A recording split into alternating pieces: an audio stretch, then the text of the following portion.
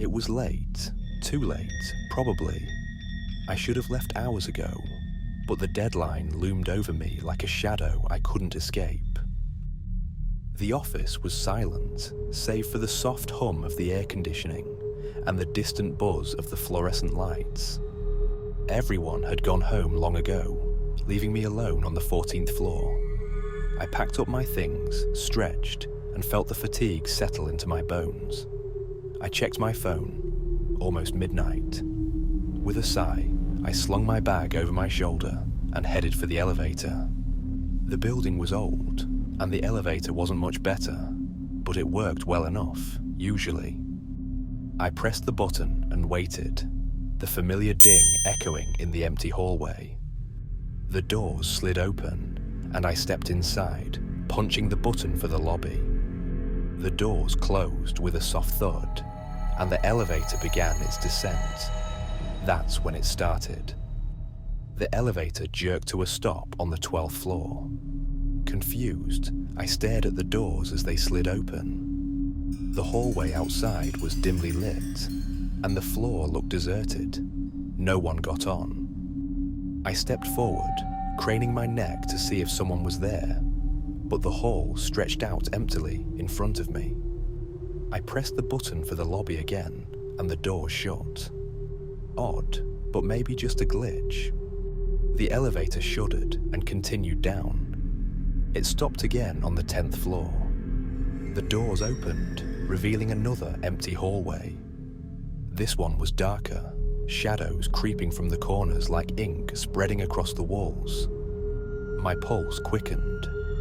I jabbed at the closed door button, willing the elevator to keep moving. It did, but not for long. When it stopped on the 7th floor, I felt a cold chill run down my spine. The doors slid open, revealing a hallway cloaked in darkness. And there, far down the corridor, was a figure. A man, or at least, it looked like a man. He was tall, his face hidden in the shadows. But I could see his eyes, dark, piercing, locked onto me. I froze, gripping the strap of my bag so tightly my knuckles turned white. The man didn't move. He just stood there, staring. I slammed the closed door button, my heart pounding in my chest.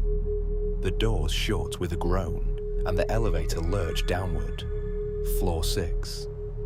The doors opened again, just a crack this time, and I swear I saw him inside the elevator for a split second before the doors slid closed again. I stumbled back, gasping. No, it wasn't possible. He couldn't be inside. But I had seen him. I had felt his presence, his cold, empty eyes on me. Floor 5. He was there, closer. I saw him in the glass reflection of the door as it slid shut again. His face twisted into a grotesque smile. I pressed myself into the corner, panic rising in my throat.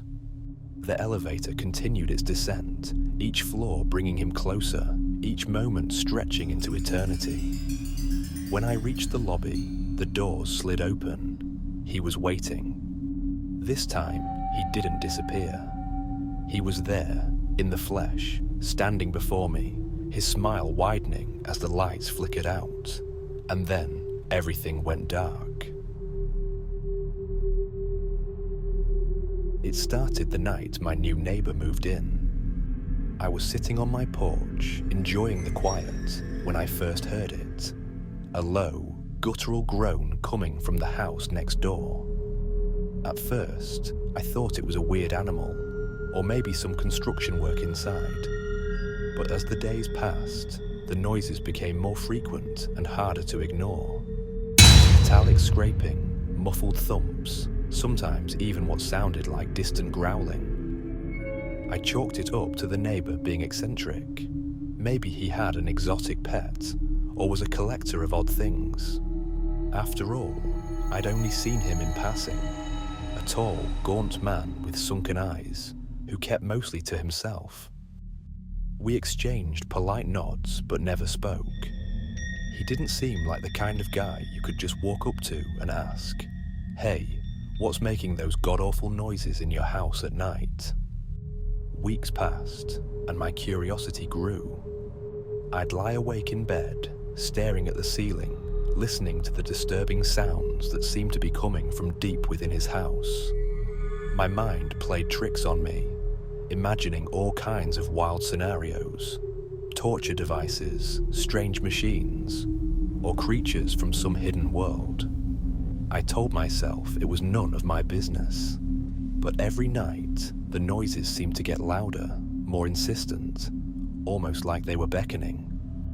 Then, one evening, as I was getting out of my car, the neighbor appeared in his driveway. His face, pale and drawn, broke into an unsettling smile as he waved me over. "Hey," he said in a surprisingly smooth voice. "I've been meaning to introduce myself. Name's Richard."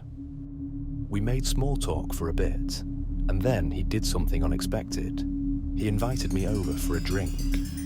I hesitated, but my curiosity got the better of me.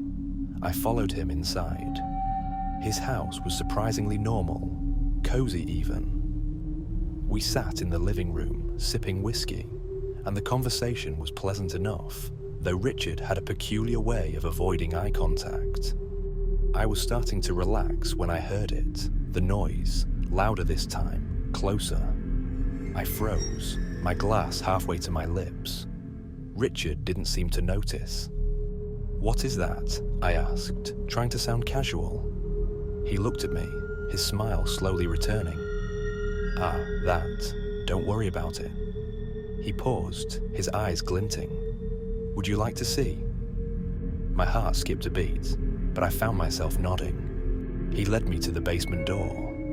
As soon as he opened it, the smell hit me. Damp, earthy, and something else, something metallic, like blood.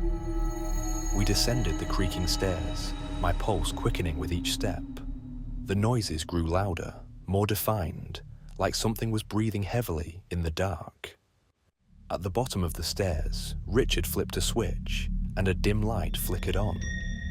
There, in the corner of the basement, was a massive cage, and inside, something moved. I couldn't make out its full shape, but I saw enough thick, sinewy limbs, eyes that gleamed with unnatural intelligence, and a mouth full of jagged, glistening teeth. It growled, low and deep, and the sound vibrated through my bones. What is that?" I stammered, backing away. Richard smiled that unsettling smile again. "It's something that can never be allowed outside, ever again." As I stared into those monstrous eyes, I realized he wasn't just keeping it locked up for our safety. He was feeding it. The park was quiet, just how I liked it. It was dusk, and the sun had dipped low enough that the trees cast long, eerie shadows on the path. I breathed in the crisp autumn air, pulling my jacket tighter around me. That's when I heard it, a baby crying. At first, it was faint, almost lost among the rustling leaves.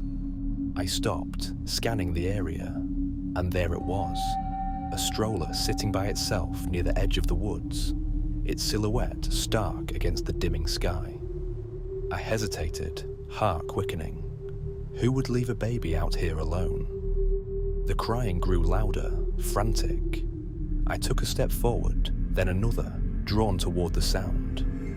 When I reached the stroller, I leaned over, expecting to see a small face peeking out from beneath the blanket. But there was nothing. The blanket lay crumpled inside, undisturbed. The crying continued, but not from the stroller anymore. It was coming from deeper in the woods. I froze, feeling the hairs on my neck rise. What kind of person abandons a baby in the woods? My thoughts warred between common sense and some deep, maternal instinct I didn't know I had. I took a step toward the tree line, and the crying seemed to shift, beckoning me farther. "Hello," I called out, my voice shaky.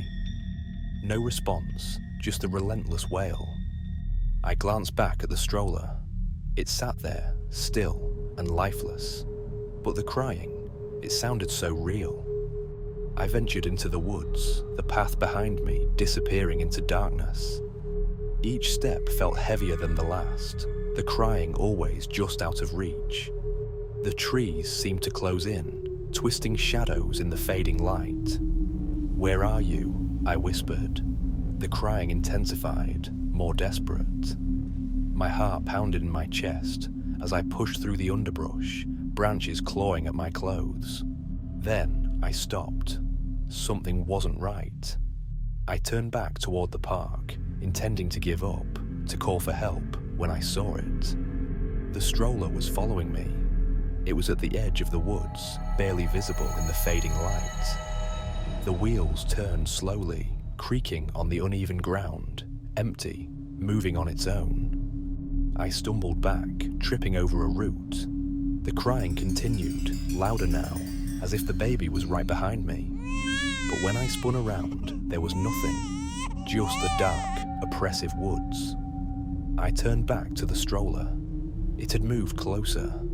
Panic surged through me, and I started running. The crying followed, louder and more insistent with each step. My breath came in ragged gasps as I tore through the trees, the stroller's wheels grinding behind me. I looked back again. It was getting closer, impossibly fast. "Stop," I screamed, but the wails drowned out my voice, echoing all around me. The trees seemed to twist and distort as the stroller neared, the crying relentless, suffocating. It was inside my head now, rattling my bones. The stroller was just behind me. I could hear the wheels groaning, the soft rattle of the empty seat.